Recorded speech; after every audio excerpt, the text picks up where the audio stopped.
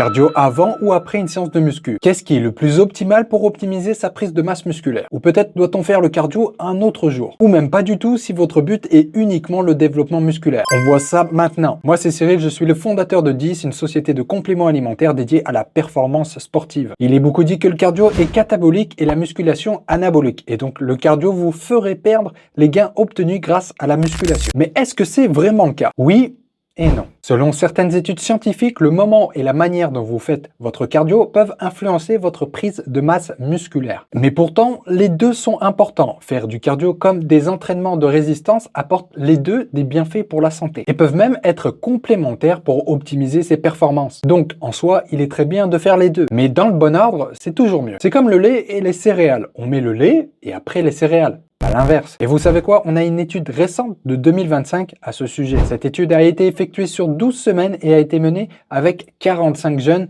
obèses, divisés en 3 groupes. Ils ont tous fait du cardio et de la muscu, mais dans un ordre différent. Un groupe faisait du cardio puis muscu, l'autre muscu puis cardio. À la fin, les deux groupes ont eu des bons résultats des deux côtés. Ils ont gagné en force et en VO2 max. Mais là où ça devient intéressant, c'est que le groupe muscu d'abord a explosé les scores. Ils ont eu certes les mêmes gains en VO2 max, mais 45% de plus de force, 64% de plus de puissance, 57% d'endurance et obtenu plus de masse musculaire sèche. Pourquoi? Parce que le fait de faire du cardio en premier crée une fatigue générale. Résultat, on a une pré-fatigue, qu'elle soit physique et mentale, ce qui induit à moins d'intensité, moins de volume et donc moins de gains musculaires. En revanche, faire de la muscu d'abord n'altère pas les performances cardiovasculaires de la même manière. Ce n'est pas la première étude à arriver aux mêmes conclusions. D'ailleurs, pour aller plus dans le détail, on va prendre cette méta-analyse. Dans cette étude, des chercheurs ont passé en revue 21 études pour répondre à une question simple. Est-ce que mélanger muscu et cardio, c'est vraiment une bonne idée? Verdict?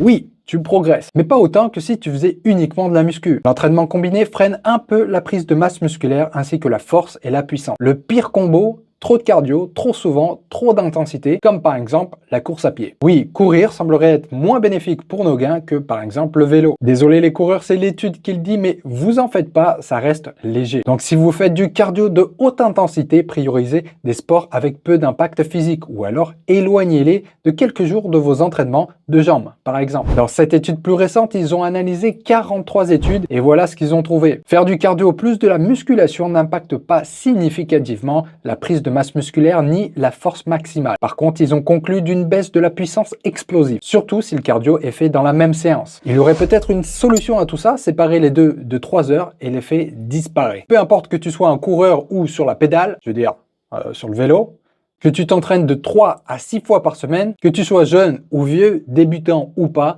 le schéma semble rester le même. Qu'est-ce qu'on peut conclure de tout ça? Voici les choses à ne pas faire si vous voulez maximiser votre prise de masse musculaire et vos gains en force. Faites le cardio après votre séance de musculation ou à un autre moment de la journée. Je vais en rassurer certains, mais il n'y a pas de souci pour ceux qui s'échauffent avec 10 minutes de marche avant votre séance de musculation. Par contre, si votre cardio est de haute intensité, alors évitez de le faire le même jour que votre séance de musculation. Il est donc préférable de choisir un sport d'endurance qui a un faible impact comme le vélo, l'elliptique ou la natation. Maintenant, il y a aussi des choses à éviter, à consommer ou à faire qui peuvent freiner ou bloquer complètement l'adaptation musculaire après votre séance. Alors n'hésitez pas à vous abonner pour ne rien rater car on verra ça dans une autre vidéo. Et n'oubliez pas l'essentiel, le lait avant les céréales. C'était Cyril de DIS, ciao!